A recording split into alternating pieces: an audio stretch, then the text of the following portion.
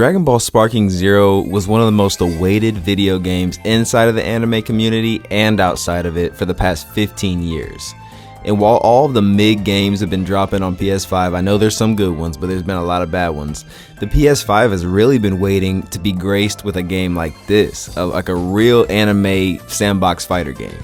And in this video, I'm going to be talking about my 2-week experience with Sparking Zero. So let's get into that. So at just about the 2-week mark, I have to admit that this game exceeded my expectations. I expected a slightly more glossed up Raging Blast type of game, but it's so much more than that.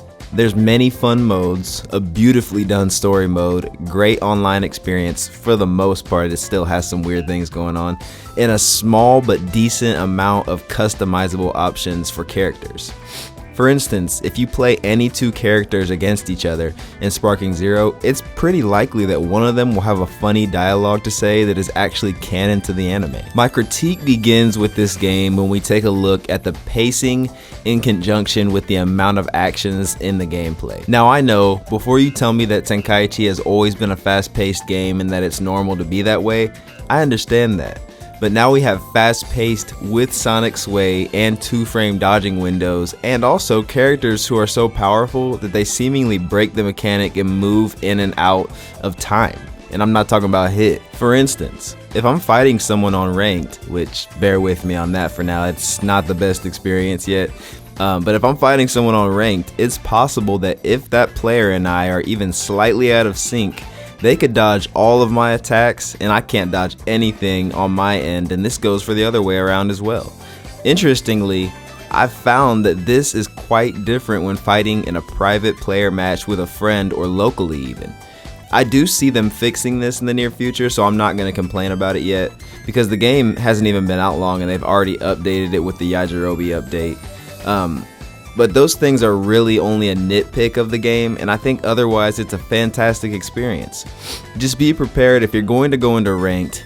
It's unbearably sweaty and toxic, that's the first thing. And if you're not into that, I go ahead and play local, play story mode, train a little bit, heck, even fight me, add me. I'll drop my gamer tag in the comments below. But either way, that is my final review for Sparking Zero, a 15-year wait for this game.